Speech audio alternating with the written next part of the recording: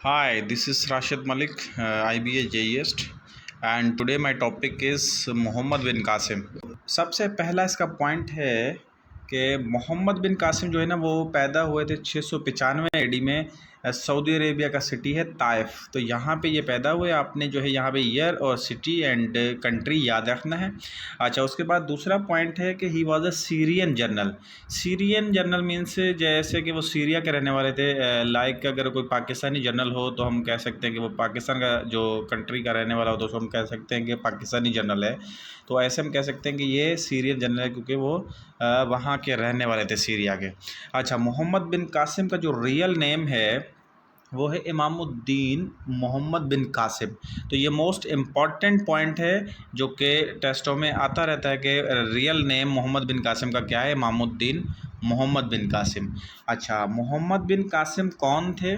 Mohammad bin Qasim जो है वो नेफ्यू थे किसके? एंड सन इन लॉ थे हज्जाज बिन यूसुफ के। Mohammad bin Qasim was the nephew and son in law of Hajjaj bin Yusuf. Hajjaj bin Yusuf के जो है भतीजे और उसके अलावा दामाद भी थे।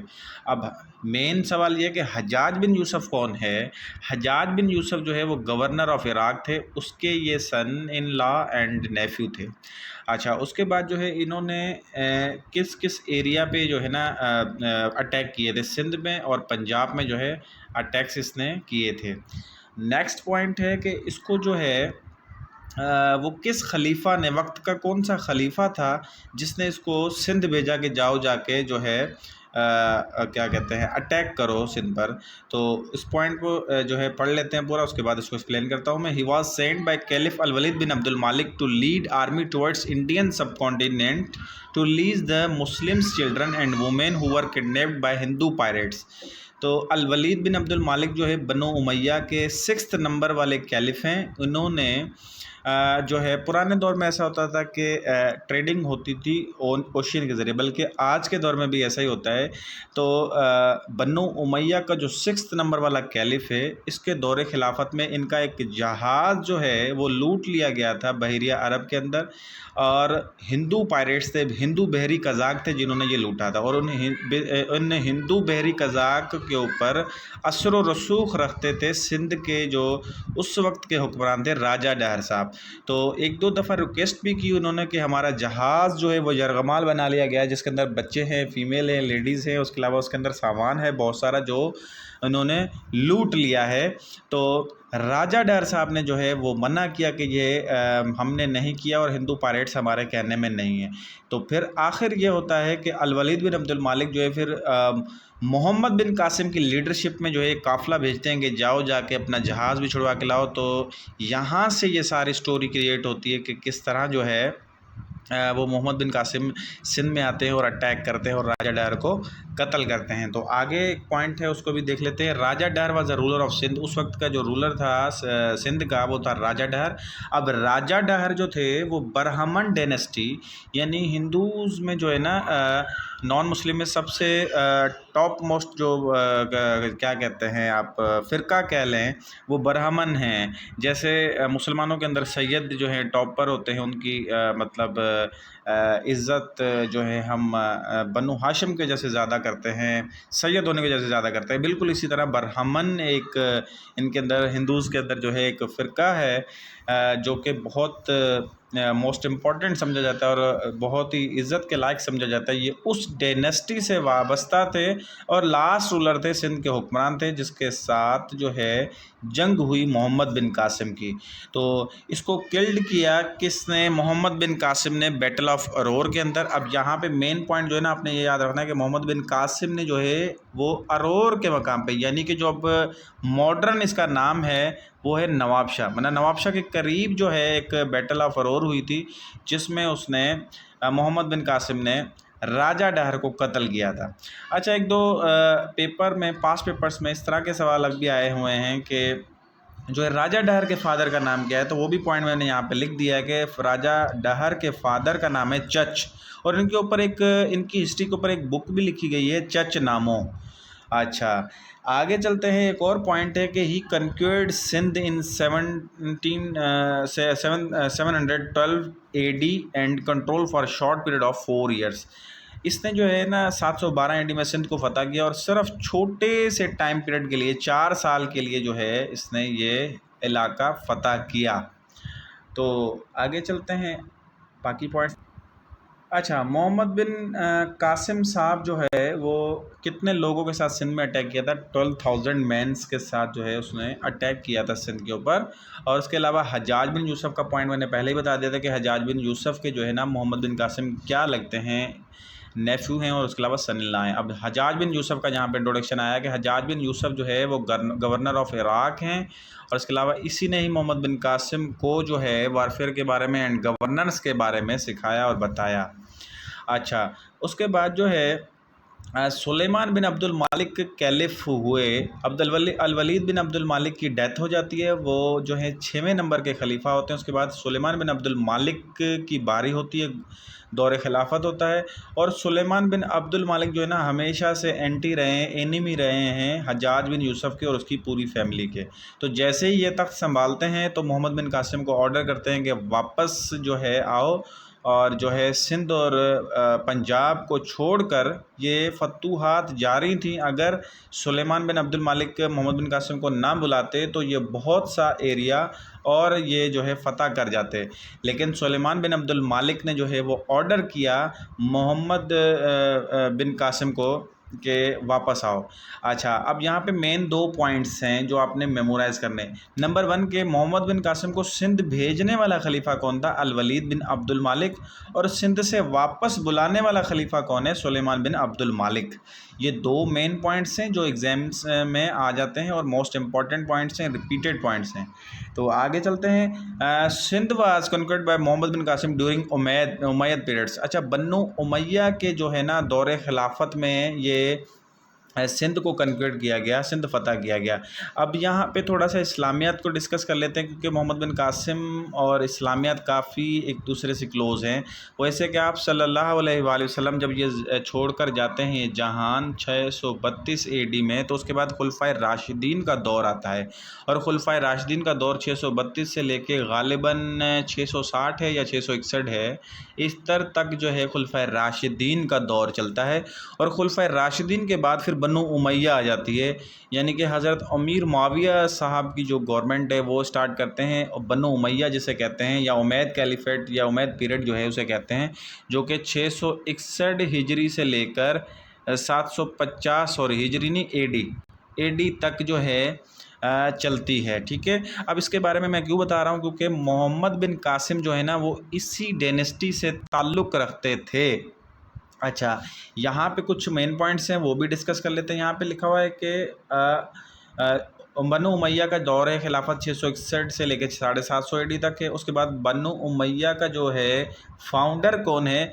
अमीर मुआविया है। अच्छा, उसका दौर खिलाफत अमीर मुआविया का क्यों लिखा हुआ है? क्योंकि नामी ग्रामी पर्सनालिटी हैं, इसके जो है ना इस्लामियत में भी क्वेश्चंस आ जाते हैं, कभी कभार PS में भी सवाल आ जाते हैं बन्नू उमैया के बारे में। तो बन्नू उमैया के बारे में यहाँ पे डिस्कस करना लाजमी है। तो फाउंडर बन्नू उमैया के कौन है? मुआविया। और मुआविया 661 से लेकर 680 AD तक जो है इनका दौर खिलाफत रहा है। उसके अलावा सेकंड जो बन्नू उमैया के जो रहे हैं खलीफा वो हैं यजीद। 680 AD से लेकर 683 AD तक, ये आप याद रख लें क्योंकि इसके सवाल बहुत आते हैं। और ये एक नामी ग्रामी पर्सनालिटी हैं क्योंकि इनके दौर में ट्रेजेडी ऑफ करबला हुआ था जो कि 681 AD में जो है ये वाक़या रोनुमा हुआ, जिसके अंदर हज़रत इमाम हुसैन और उसके साथ जितने भी शोहदाए करबला हैं उनका एक वाक़या रोनुमा हुआ था इनके दौरे खिलाफत में यजीद के। अच्छा, आगे चल लेते हैं, एक और पॉइंट डिस्कस कर लेते हैं। यहाँ पे लिखा हुआ है कि अब्दुल मालिक मरवान जो है वो 5वें नंबर के खलीफा हैं, जो कि 685 AD से 705 AD तक इनका दौरे खिलाफत रहा है। और इसके अलावा इन्होंने क्या किया है कि कुरान के अंदर जो है ना डॉट्स पहले नहीं थे। जब कुरान पाक नाजिल हुआ तो सब डॉट्स कुरान पाक में नहीं थे, नुक्ते यानी कि नहीं थे, सिर्फ ऐसे ही लफ्ज़ लिखे हुए थे। अच्छा, ये 2 मेन पॉइंट्स हैं जो कि कुरान पाक के हवाले से आपके पास इस्लामियात में सवाल आते रहते हैं। ये कि कुरान पाक के अंदर डॉट्स किसने लगाया? अब्दुल मालिक मरवान ने। अब्दुल मालिक मरवान कौन है? ये 5th नंबर का उमैया का खलीफा, बनो उमैया का खलीफा रहा है। अच्छा, अगेन इसके बाद एक और पॉइंट है, हज्जाज बिन यूसुफ ने जो है ना वो ज़ेर ज़बर डायक्ट्रिकल, इसका प्रोनाउंसिएशन काफ़ी डिफ़िकल्ट कर रहा है मुझे, लेकिन ये इसका मतलब है कि ज़ेर ज़बर जो है कुरान पाक में किसने लगाई, हज्जाज बिन यूसुफ ने जो है ना कुरान पाक में ये चीज़ लगाई। तो 2 पॉइंट मेन पॉइंट्स हैं, ये मेमोराइज़ कर लें, ये बहुत इंपॉर्टेंट हैं और एग्ज़ाम में आते रहते हैं। अच्छा, मैंने नीचे ये पॉइंट मेंशन भी कर दिया कि ट्रेजेडी ऑफ करबला जो है ना 680 AD में 61 हिजरी में यजीद के पीरियड में ये जो है वाक़या रोनुमा हुआ। आगे चलते हैं, अल-वलीद बिन अब्दुल मालिक जो है वो 705 से लेकर 715 AD तक रहे, वो 6वें नंबर वाले खलीफा रहे हैं बनो उमैया के। अब ये अब्दुल मालिक, अल-वलीद बिन अब्दुल मालिक कौन है, एक दफ़ा दोबारा से रिवाइज कर देता हूँ। ये 6वें नंबर के बनो उमैया के खलीफा हैं जिन्होंने अपना जहाज़ छुड़वाने के लिए मोहम्मद बिन कासिम को सिंध भेजा कि जाओ जाके हमारा जहाज़ छुड़वा कर लेकर आओ, जो उन्होंने हिंदू पायरेट्स ने, हिंदू बहरी कज़ाक ने जो है यरगमाल बना लिया था। अच्छा, आगे चलते हैं कि सुलेमान बिन अब्दुल मालिक जो है उसकी भी आप रेंज याद रख लें कि उसने कब से कब तक जो है हुकूमत की, 715 से लेकर 717 AD तक जो है उसने हुकूमत की, और वो 7वें बन्नो उमैया के खलीफा हैं। अच्छा, ये किस वजह से मशहूर है, क्योंकि इसने जो है मोहम्मद बिन कासिम को जो है वो वापस बुलाया।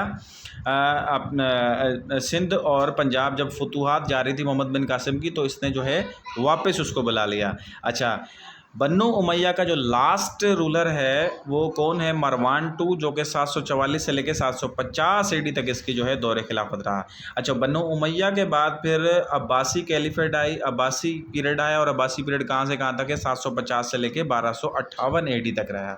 अच्छा, सुलेमान अब्दुल मालिक जो है वो एनिमी रहे हैं Hajjaj bin Yusuf and his family के। तो ये मैंने पॉइंट पहले ही आप लोगों को बता दिया था कि हज्जाज बिन यूसुफ और उसकी फैमिली के जो है ना सुलेमान बिन अब्दुल मालिक वो खिलाफ रहे हैं।